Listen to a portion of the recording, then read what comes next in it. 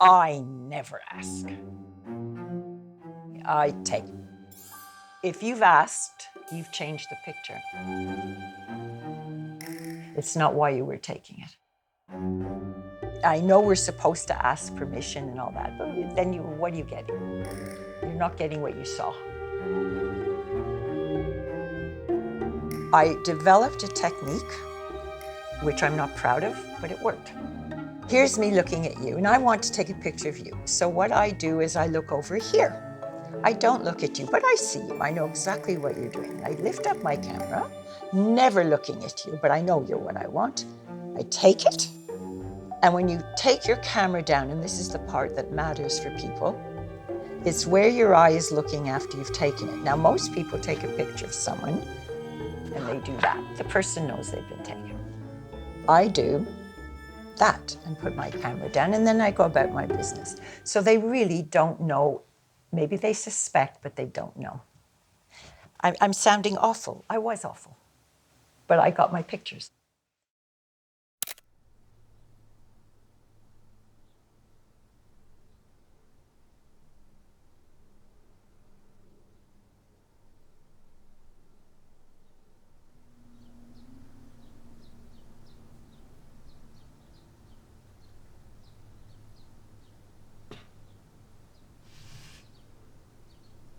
I didn't take any photographs, oddly enough, before I decided to go to evening classes. I don't even know why I decided to, but I did.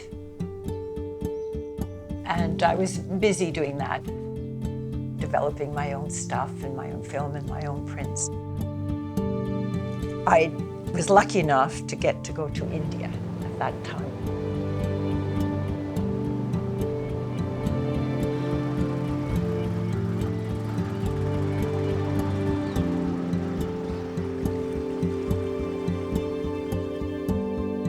I was photographing all over the place. I came back and I wanted to show the teacher some of what I'd done. And when he saw that one, he paused and he said, okay, that was worth a whole trip to India.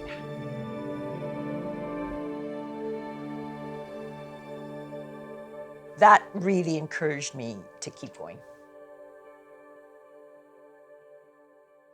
I was at a party and I heard a woman say, oh, I'm from Save the Children Fund and we really need pictures of kids from all over the world. I've got tons. I went and showed her my pictures, and that's how I got hired to go to Oman on behalf of Save the Children Fund. And it never stopped from then. And it just escalated from there.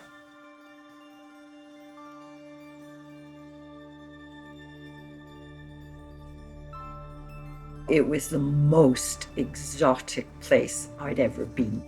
Just a completely different culture. The children in the Save the Children Fund homes, they definitely got to me. I felt very enveloped with them because their lives are very hard. Whoa.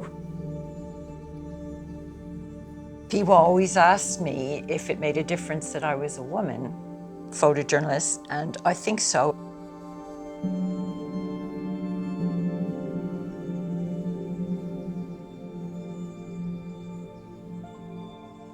This is, to me, a very special photograph. This woman had just given birth in Oman, and I was allowed to see her. And to see her without her veil on, and look how joyous she is.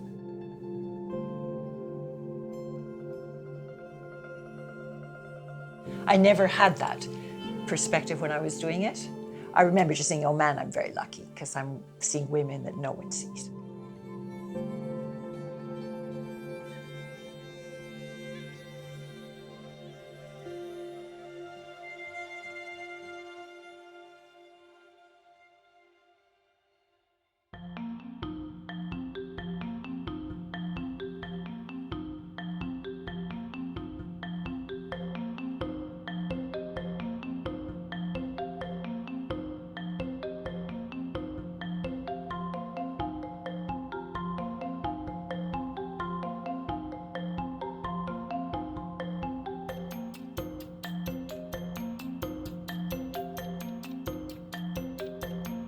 It's a very lonely existence. And probably it is for men and women, but maybe I was a bit more careful.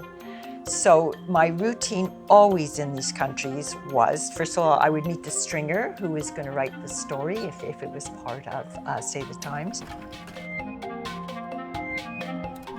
And he would tell me what his story was going to be. Maybe he would cover 15, 18 aspects, and I would try and photograph as many of those as I could. But I never saw the stringer again. It's not like I had company. I was always alone. And so I would get some crummy hotel, because these newspapers hardly pay you to do this work. And I'd have to get back by nightfall.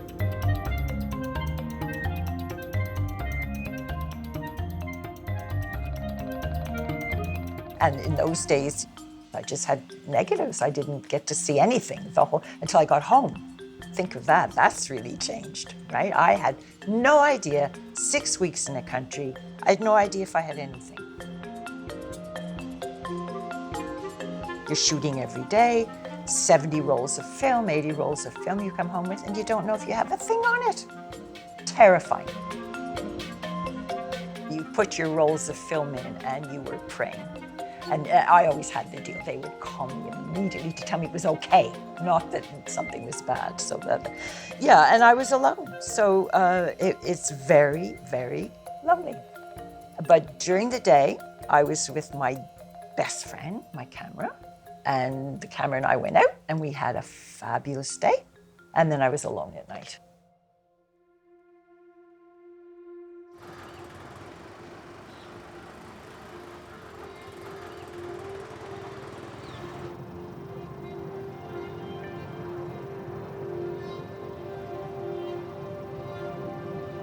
Morocco.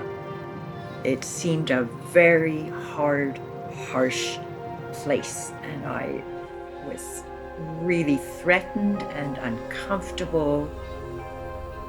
It was a very difficult place to be. I remember characterizing it to myself that, my goodness, they're not even nice to each other. Why are they going to be nice to me?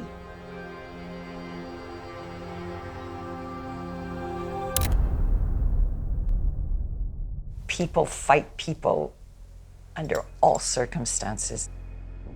Even when it's hard to, they still fight.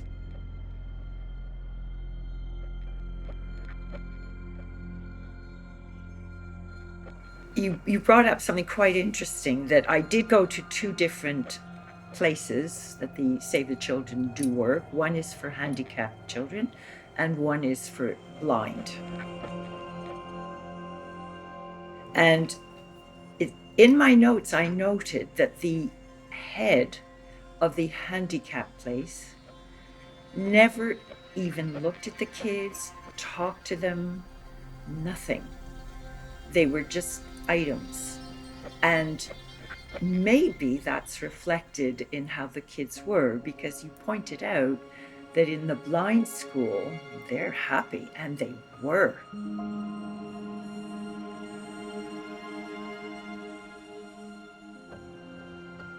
And they were a pleasure to be with.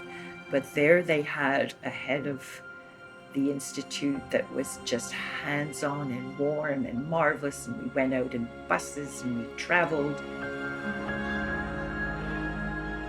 Very different ways of running something for Save the Children Fund, and maybe that's what did it. It was the same photographic trip. My day off, I took a bus way down south into what's called Tantan, where there is theoretically not a war going on, but there actually was, and it had been going on for years and years and years. And I got off the bus there and took photographs of trucks bearing arms, which to me just summed up the whole thing. And I lined it up with a sign to Tantan. I was so proud of myself. And a man came over and he brandished like a silver shiny thing. I thought, oh, je m'intéresse, go away, I'm not interested. And he said, no, no, no. And of course, it was a police star that I hadn't noticed. And he had been watching me from the moment I got off the bus, which isn't surprising. This lady with frizzy hair and 6 cameras around her neck. I mean, what was she doing there? And I was put in prison. I wasn't in a police cell as such. I was in a station, you know, a little local hokey station. And I remember you walked in and there was a desk and there was the policeman there. And then I was taken through to the back into a small room and just kept in there.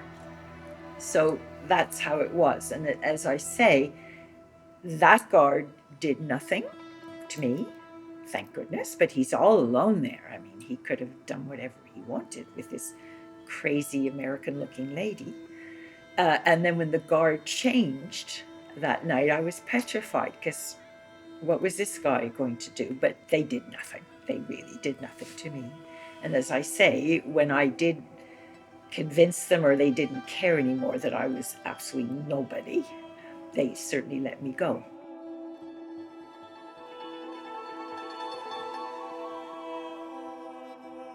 I've definitely had lots of scary things, lots of rocks at different times. And I don't know how I did it now. You know, I certainly couldn't do it now. And that's why I stopped after 17 years of that. I thought, I just can't keep doing this. I'm not burnt out. I would have loved to have continued to do it. I was just too afraid. I was actually too afraid. At that time, I think the statistics were about 78 photographers a year were dying while they were out in the world trying to record it.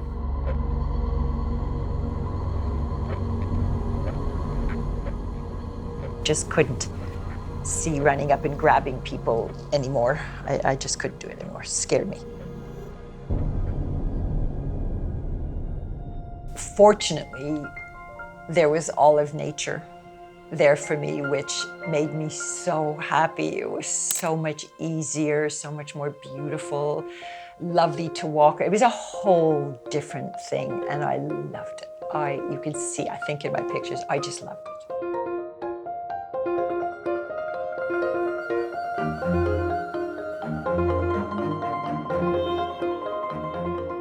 So if a landscape is just beautiful, hills and valleys and rivers, so what? It was my feeling. Something had to be happening in that picture.